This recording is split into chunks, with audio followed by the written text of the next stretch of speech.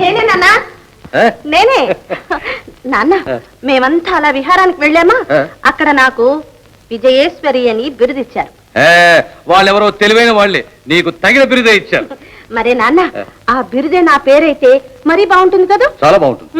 అందుకని ఇక నుంచి అందరూ నన్ను విజయేశ్వరి అని పిలవాలి. విజయేశ్వరి, విజయేశ్వరి అంటే పేరు మార్చుకుంటావా? ఎంతో ముద్దుగా నీకు మా అమ్మ పేరు పెట్టుకున్నామే.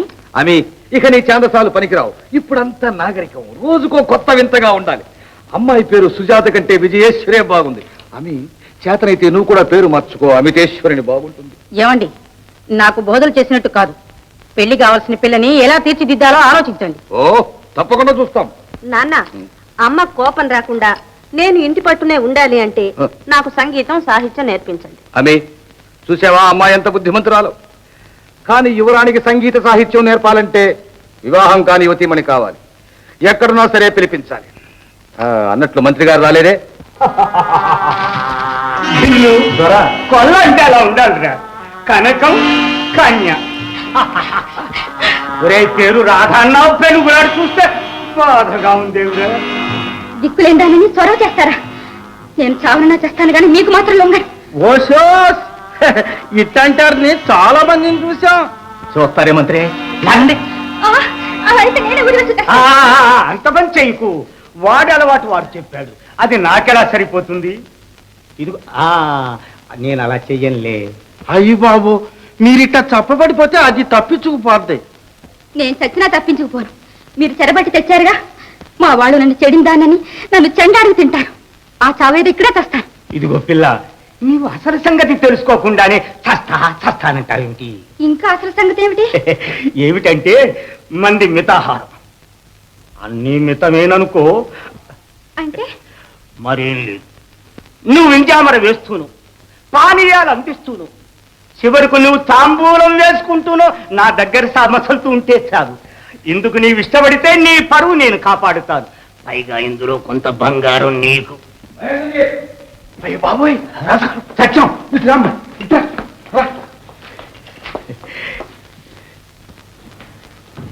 ఎక్కడ మహేంద్రజిత్? క్షమించండి, సాక్షాత్తు చక్రవర్తులు తమరిలా నా కోసం రావటం. రాజఠీవి కాదంట, నాగరికం కాదంట. ఇలా నా స్వేచ్ఛ సంచారాన్ని అరిగడుతున్నావు మహామంత్రి. నా కోటలో నాకంటేవి. అవుననుకోండి మంత్రి, నేను బయటికి రావడం నీకు ఇష్టం లేకపోతే నేను తలుచుకున్నప్పుడల్లా నా ఎదుట నీవు ప్రత్యక్షమవ్వాలి. సాధ్యమా? మంత్రి గారు, ఇదంతా ఛత్రపురం నుంచి కొల్లగొట్టుకొచ్చిందేనా? చిత్తం ప్రభు. బాగుంది, బాగుంది. ఇప్పుడు నేను ముఖ్యంగా వచ్చిన విషయం, యువరానికి సంగీత సాహిత్యాలు నేర్పడానికి ఒక చక్కని సుందరి కావాలి. అవివాహిత సుమ, ఎక్కడున్నా సరే పిలిపించు. సంగీత సాహిత్యాలు నాగరిక లక్షణాలు.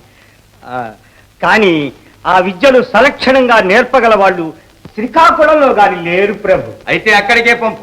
మర్యాదగా రాకపోతే చెరపట్టి తెప్పించు.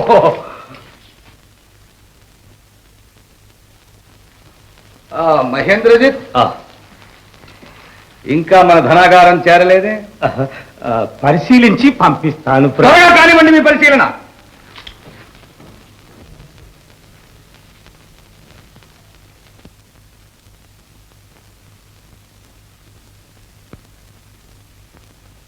మంత్రి గారు, మీ నియమం నెంపాదిగా విన్నాక ఈ పిల్ల ఇక్కడ ఉంటాను ఒప్పేసుకుంది.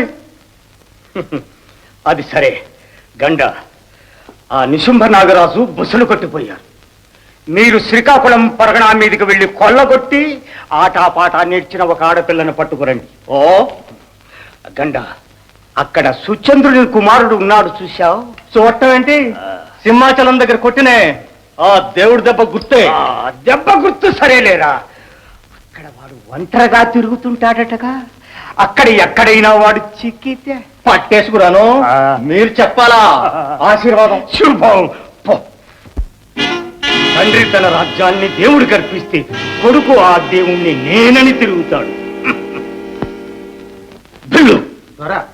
ఆ దేవుడు మన చేతిలో చిక్కితే ఇంకా అడగాల దొర, ఈ నగ నట్ర అంతా అదంతా నేను చూసుకుంటాడు. ఇదిగో పో పో పో పో. రాధా, ఏది నీ బుద్ధి చూస్తాను. కాస్త వింజామరవి. నేను వింజామర వేయను. ఆ, నేను తాంపుల వేసుకుంటాను. సరే వేసుకో. పలుకవేల బాలా గోపాల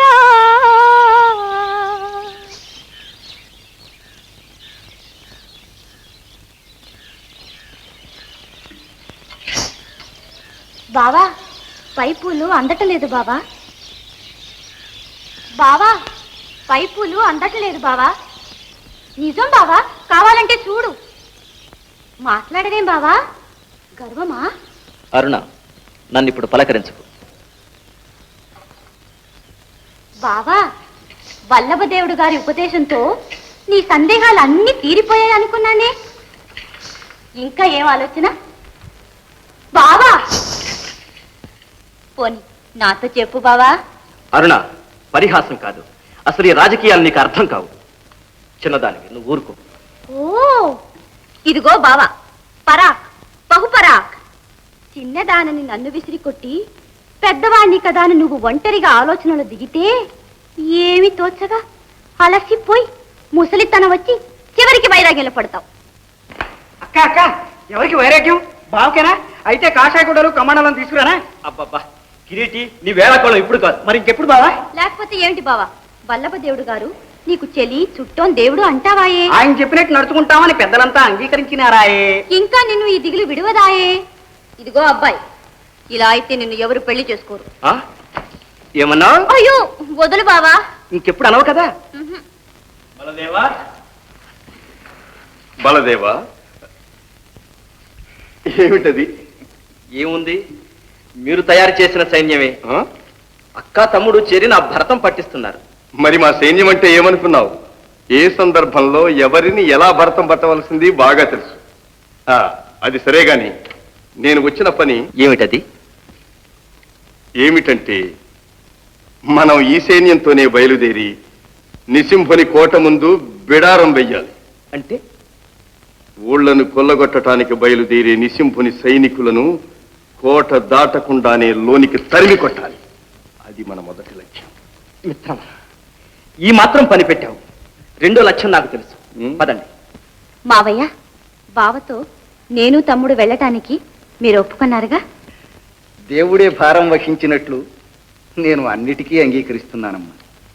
బలదేవ, ముందు మీ వివాహం జరిపించాలనుకున్నాను, కానీ మహామంత్రి, జరగవలసినప్పుడు అన్ని సక్రమంగానే శుభంగానే జరుగుతాయి. ఆశీర్వదించండి.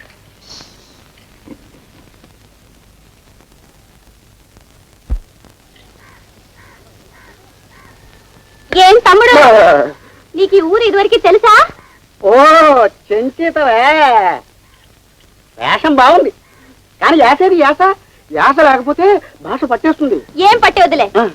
సరే గాని యువరాజు గారు మనల్ని ఉండమన్నది ఇక్కడేగా, ఇంకా రాలేదే, ఎటు వెళ్ళారో? బాబా, మీ ఆడపిల్లలు ఎప్పుడు ఇంతే. పెద్దానికి తగుదనమ్మా అని మా మగాళ్ళతో వస్తారు. వచ్చినప్పటి నుంచి సనుగుళ్ళు, సందేహాలు, గోనుగుళ్ళు. పెద్ద మగాడివి, బయలుదేరవలే. వాళ్ళెవడో ఇక్కడ దాక్కున్నాను.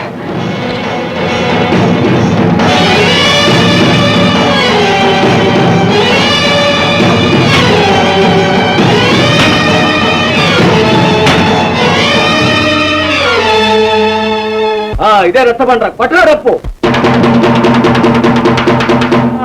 వినండహో, వినుకోండహో.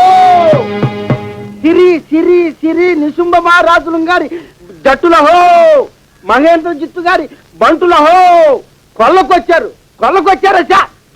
ఊళ్ళో వాళ్ళంతా పుట్టిగా వచ్చి కప్పాలు చెల్లించుకోండి అసా. ఏయ్, ఆడ మగ అందరూ ఇళ్లలోంచి బయటికి రండి అసా. ఏడి నిద్రవుతుండరా, భయపడుతుండరా? ఒక్కడు రాడేవరా? ఎక్కడైనా ప్రజలు ఇంకా తత్తుగా ఉన్నారనే వాళ్ళ భ్రమ, కానీ ప్రతి గ్రామం ఒక సైనిక శిబిరంగా మారిందని ఇంకా వాళ్ళకి తెలియదు. వెనుకటికి మళ్ళీ అనుకుని ఉంటారు. చూడండి, ఈ మాట ఇక్కడ దెబ్బతో వాళ్ళు పొగరనుతాం. ఎందుకైనా మంచిది, మీరు సిద్ధంగా ఉండండి. వాళ్ళు పిలిచేమిటో నేను తెలుసుకుని వస్తాను.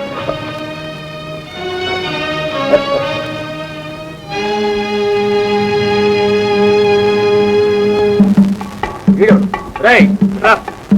ఏంటి దొరా